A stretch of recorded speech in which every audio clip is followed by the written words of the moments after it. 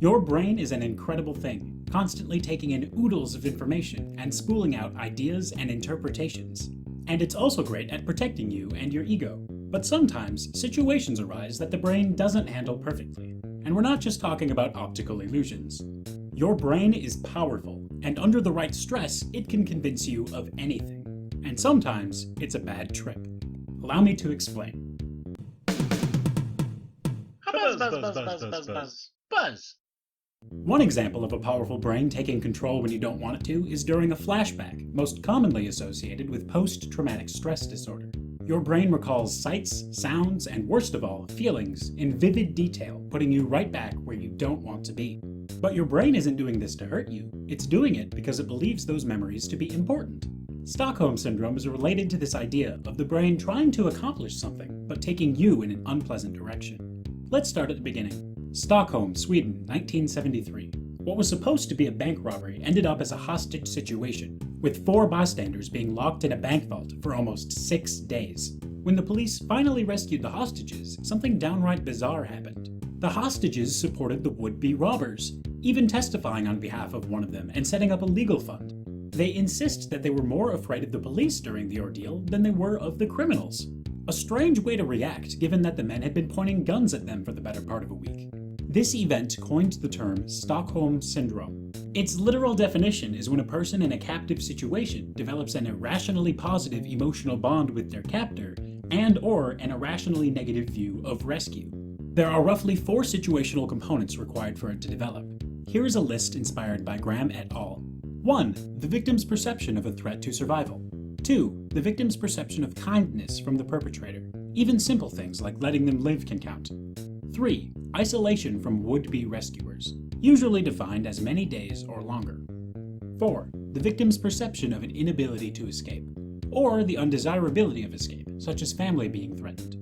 To better understand these 4 components, let's look at the case study of Jaycee Dugard, who was kidnapped at age 11 and for the next 18 years was at the mercy of her captor, giving birth twice in captivity to his children. The following is from her memoir, called A Stolen Life. He would try to make me smile with all of these silly voices he would make. I feel this was all part of his plan to manipulate me into being compliant with him. He used his powers of persuasion to gain my trust. He became my entire world. I depended on him for food, water, my toilet. He was my only source of amusement. I craved human contact so much by then that I actually looked forward to him coming to see me. It felt like he was bestowing a gift to me, his presence. Dugard further elaborates that she felt so threatened she would try to keep her captor in good moods. That's part 1. Her begging for his company and seeing it as a kindness, that's part 2. 18 years with him? Of course he got into your head. Part 3. And early in her confinement, she was handcuffed in a small room. Later on, she had more freedom, but by then she had the safety of her daughters to think about, so escape wasn't an option. Part 4. When Dugard was rescued, she lied to protect her captor and his wife. She referred to him as a great guy and said he was good with her kids. She only revealed the truth when pressed for details. If it had been up to her at that point, she undoubtedly would have tried to return to the kidnapper's compound. Why? After 18 years of abuse and denial of freedom, why didn't she jump at any chance to escape? That's Stockholm Syndrome. Now let's talk about what Stockholm Syndrome really is, an unconscious strategy for survival. There are multiple ways that people have tried to describe this idea, sometimes getting evolutionary psychology involved.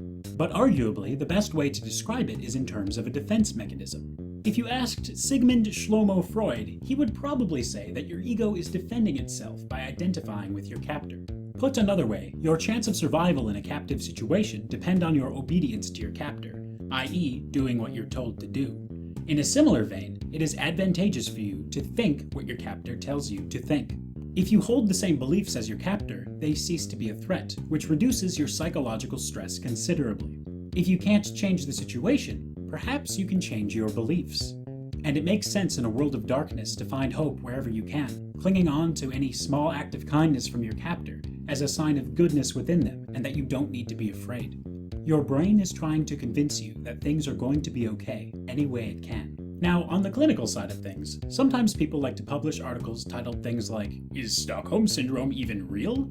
But those are, of course, sensationalized pieces. They are referring to the fact that Stockholm Syndrome lacks a proper definition in the Diagnostic and Statistical Manual, the textbook that psychiatrists use to diagnose mental disorders. And there are two very good reasons for that. One, it's hard to study. Empirical experiments would be unethical. Instead, we rely on case studies, which can never be as valid as carefully controlled laboratory studies. Not only that, but Stockholm Syndrome is relatively rare. One estimate puts its occurrence at only 5% of hostage situations. Many scientists are fed up with the hyped-up media portrayal. G. Duane Fuselier, PhD, puts it best, quote, "Although a recognized phenomenon, during the last 25 years, the Stockholm Syndrome has been overemphasized, overanalyzed, over-psychologized, and over-publicized." And secondly, there's no real need to give Stockholm Syndrome its own definition in the DSM, because its mechanisms and symptoms are already described by more recognized theories and diagnoses. For example, post-traumatic stress disorders, symptoms, and treatments are a good fit for most Stockholm sufferers. Things like insomnia, distrust of others, flashbacks, and confusions are common to both. And there is a better understood concept in psychology called traumatic bonding that includes Stockholm Syndrome. Traumatic bonding is a theory used to describe complex relationships involving power differentials and intermittent reward and punishment. Things like military training, fraternity hazing, and abusive relationships are described by this theory that attempts to explain these paradoxical bonds.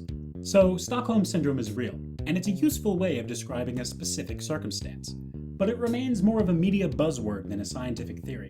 Regardless, my heart goes out to anyone affected by such traumatic experiences. This episode's book club reading is called A Stolen Life, a Memoir by Jaycee Dugard. It will make you feel rage, empathy, disgust, and emotions I don't have words for, all at once and in intensities I can barely comprehend. It's not for everyone, but it was a fascinating read. What particularly punched me in the gut was this quote, "Life is not kind to all of us." If you liked this video, please check out my Patreon page, where you can help me make more better videos. Next week's video will be less depressing, so please subscribe and I'll see you then.